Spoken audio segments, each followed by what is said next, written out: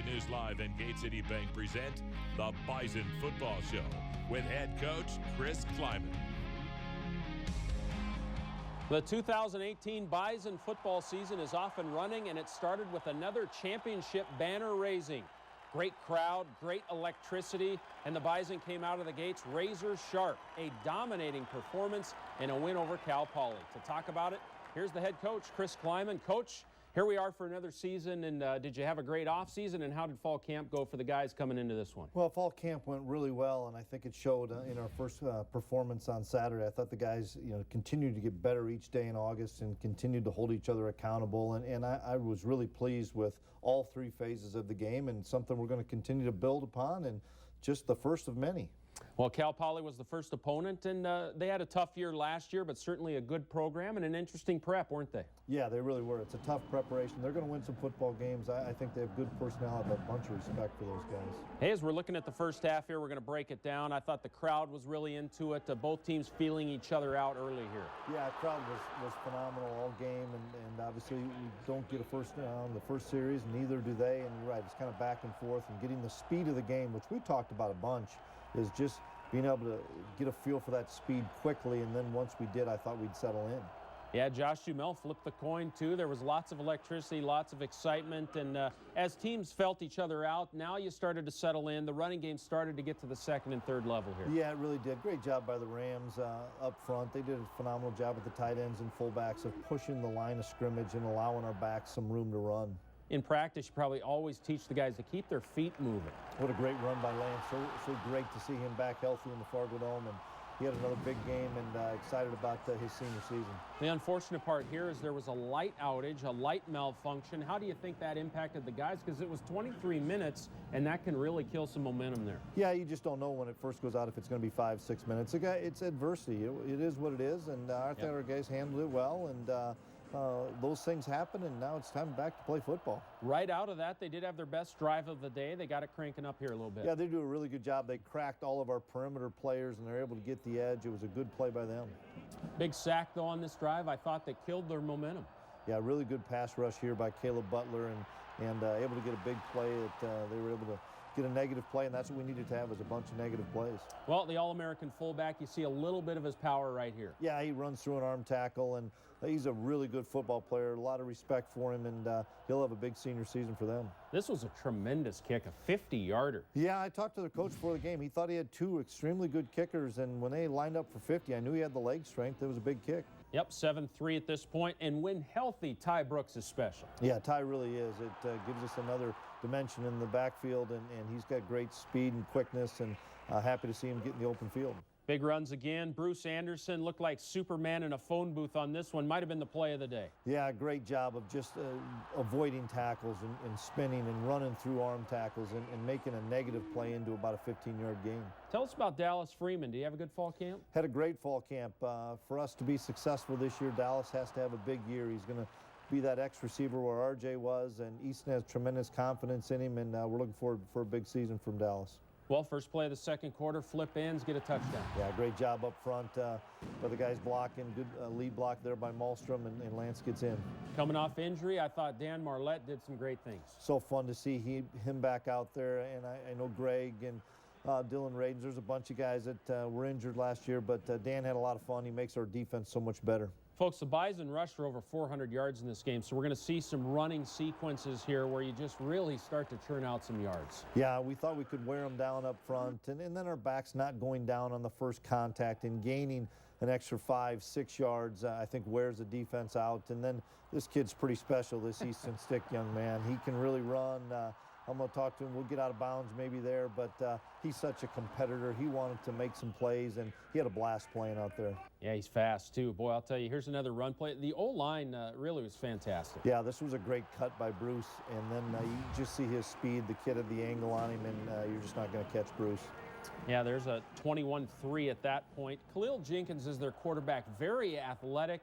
You know, an option team, you hear about all the running game, but he can throw it a little bit now. Well, we were more scared of him throwing the football. I think he threw for almost 300 yards against Northern Iowa last year, and that was one of our bigger concerns, was him throwing the football, not even running it. Big fourth down stop here. Good work by the front. Yeah, great job. Bend but don't break, and we were able to get off the field in a crucial situation there. You know, Easton, his arm strength, fantastic. I think it's really on display here. Yeah, absolutely. He's on one hash and throws it to the opposite numbers on a rope to Shep, a route that we had kind of designed against a 3rd and long defense that we saw, and enabled us to get the first down. You know, Lance Dunn seems to have a nose for the end zone, doesn't he? Boy, he really does. Great cut off the block there, and gets another touchdown.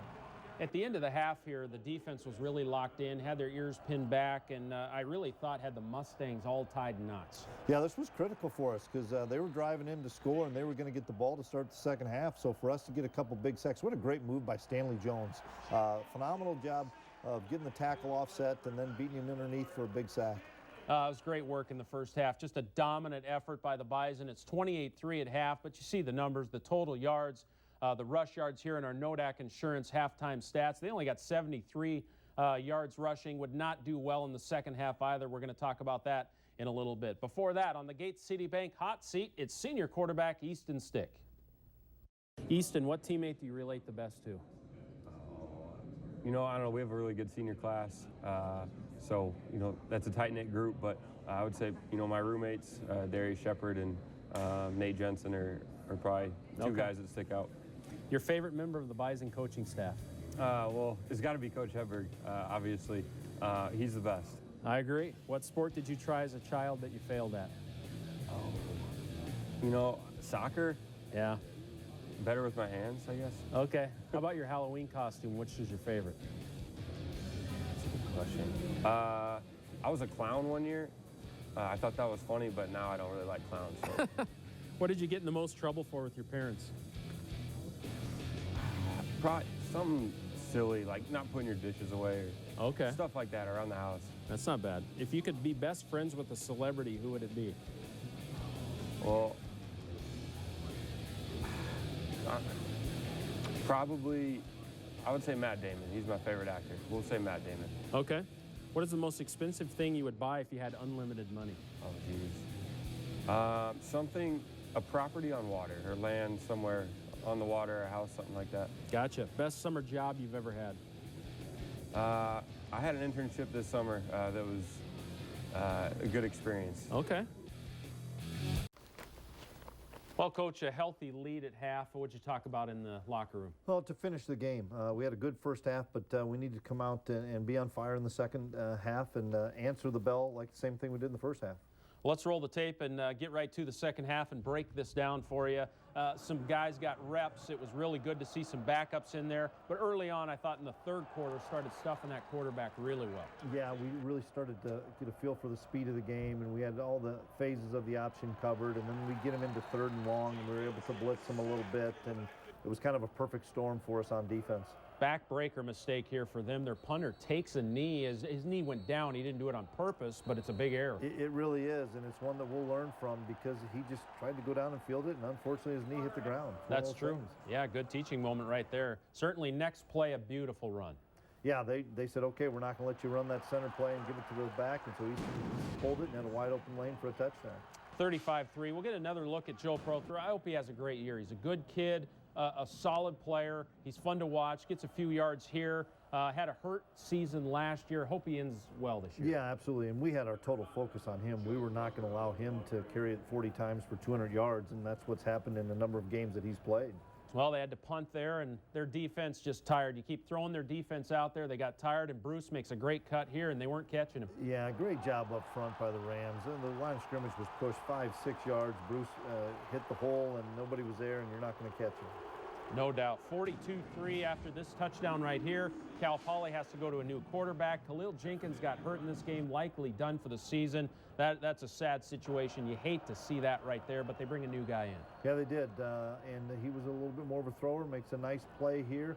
A good tackle by Robbie, but they were able to move the sticks and have a little adversity, which is good. We need to be able to handle these situations. How'd you think Greg Menard looked off injury? Boy, he looked really good, looked really fast, and excited for Greg. He's great energy out there, and he's a tremendous football player. Now you're able to get your backup quarterback in and let Easton rest a little bit and get some reps for Holden Hotchkiss. Yeah, really important. Get Holden some reps, get Adam Cofield, a bunch of offensive linemen, a bunch of young tight ends and fullbacks. It was great for us to get almost a quarter and a half with these guys. This is what you would not want Easton Stick to do, but it gained some respect for Holden. Yeah, it sure did. He needed to get the first down there, and there was a nice job of lowering his shoulder. Backups in on defense, and there were some good performances as we head to the fourth quarter here. Logan McCormick was one, Spencer Wagey, guys like that. Yeah, they did a really nice job, I think, up front. That's still continuing to be a strength for us, is having as many defensive linemen as we have. Great reps for some of these younger linebackers and younger defensive linemen. Really good play here by Jackson Brown that's playing linebacker, and Logan McCormick stringing that play out. There was a turnover here. Ty gets a fumble deep in your own end here. Well, this is something that we'll learn from. Ty's a terrific football player. I'm not worried about Ty. He'll be fine, and now it's adversity for our defense. Let's take these young guys on defense and talk about the red zone. You know, you have to own the red zone, and I thought we did a phenomenal job. What a great play by Spencer Wagey. He's going to be a difference maker, and he'll be one this year for us. This is a really good simulation, actually, of being in a tight spot here, and they came out in good shape. Yeah, they did a great job. Logan McCormick there with a big sack. I think that was a fourth down along with Jackson Hankey. Hey, the fullback dive made an appearance a couple times. Yeah, give it to old Brock Robbins from Cavalier and let him power ahead. Good run here by Brock. We did it with Bonnet a few years ago, and we'd like to give Brock the football some. You know, Adam Cofield, he could probably start many places in the country. A nice looking back. Yeah, he just needs reps. I'm so impressed with Adam. He had a really good spring, had a tremendous fall camp. He's behind a couple of seniors, but Adam's going to carry the football an awful lot for us. You see Ty, when he gets to the edge, boy, he got the burst right there. He's got a burst that is hard to match, and he does a great job with the stiff arm at the line of scrimmage to enable him to get to the edge. And then when he gets to the edge, look out. You know, it's moments like this for a backup quarterback that can give you confidence. Yeah, really good job. Noah Gindorf out in front of that one, and Holden makes a nice run for a touchdown. Noah Gindorf and Josh Babbage, the young tight ends, I thought they blocked well when they were in there. You force a turnover yourself late here as well as we close out the game. Yeah, once again, good job up front by all the defensive linemen, and we're able to get a big turnover and stuff that last drive. All right, the Nodak Insurance final stats of the game as the Bison roll 49-3. Look at this, 5-12 to 207. But Cal Poly loves to run the football. They got 82 yards. The Bison got 458. That is a stunning display by the Bison offensively and defensively against a team who likes to put up some yards. That's just a great effort. 49-3 is the final. And I'll tell you the story in this game. Greg Menard, Dan Marlette, off injury, played very well, and they talked to us after the game. If they can't really get in that rhythm, they get behind the sticks and they have to throw the ball, which they're not really used to. So that was really a big key to the game for us. That's incredible, especially with a fourth down turnover like that. I mean, Spencer Wagey with a sack gets excited. Anytime anyone can get excited about a sack, it's awesome. Yeah, I think it all comes down to discipline and kind of understanding that some plays are yours to make and some plays aren't, and that guys are going to come through and make their play when it's their turn. And you're going to make the play when it's your turn. I mean, since the day I got hurt, I mean, you think about it almost every day. It's just surreal. It feels great just being back out there and playing. I mean, this is kind of just one of the best days of my life, to be honest. Just being able to be out here with the guys again and playing with them, it just means everything to me. That shows you right there what the game means to these guys when it's taken away from them and when they have an opportunity to come back. It's great to hear that. Hey, lots of great performances to choose from, but our Nodak Insurance player of the game was Bruce Anderson. I thought Bruce had a career high of 185 yards, ran hard, ran physical, scored twice. You know, one being an 86-yarder right here. Bruce ran with intensity and power. The Bison rushed for 458, but Bruce set the tone by making great decisions behind some great blocking. It's all about patience. You know when to take off and, trust the blocking and when to just lower your shoulder. So it's just evolving my game and being more patient and trusting the line more. Well, Bruce looks good, doesn't he? Boy, he really does. He had a great fall camp. His body's in tremendous shape. He's stronger. He's added a little bit of weight, and he hit it on the head. We did a phenomenal job up front with the Rams blocking, and he was really patient. And when he hits a hole, look out. You know, one of the questions in fall camp coming in was depth at linebacker, and I thought Dan looked great coming off injury, and Jackson Hankey really emerged in spring and in fall camp. I thought he played really well when he got the opportunity, and Jackson Brown as well. But in the middle here, this is big to have a guy that can back up Dan. Yeah, absolutely. Dan, we're so excited to get him back. I think he's a phenomenal football player, and Jackson's learning how to play that position, and we're excited about Jackson from Park River. But to get Dan back from the injury, and you heard it even in his talk, press conference. He's so excited for the other kids making plays, and that's part of Bison pride right there. And I asked him after the game on the radio about how does he mentor a guy like Jackson Henke, because he's a veteran player right now. And he says, hey, I talk to him every day. I'm really excited about him. And that's the leadership of these older players, isn't it? Yeah, it sure is. It's pass down what you know onto the younger generation, because they're going to be the ones that carry the torch when you guys are gone. A nice little wrinkle defensively, I thought, in this game that really had Cal Poly off base, and their coach mentioned it in his press conference after the game. We're going to look at this formation, break this down for us. It's a three-man front with the DNs kind of offset a little bit. Yeah, it's really a five-man front. We had this from the University of Georgia, and then Dan being the middle linebacker at about 3 or 4 yards. Then you just barely see it in the screen. We have Jabril behind him. So it's kind of a five-man front, but with two stacked linebackers, and I think it did cause them some confusion, and really Dan became the fullback or pro-throw type player, and then those stand-up ends became the quarterback players, and then we let Jabril run things down, and it was a great wrinkle that Coach Ince put in late in the summer. We were able to work on it enough that we felt confident to be able to use it in this game, and it was fun to watch those guys, and they were excited about a new look.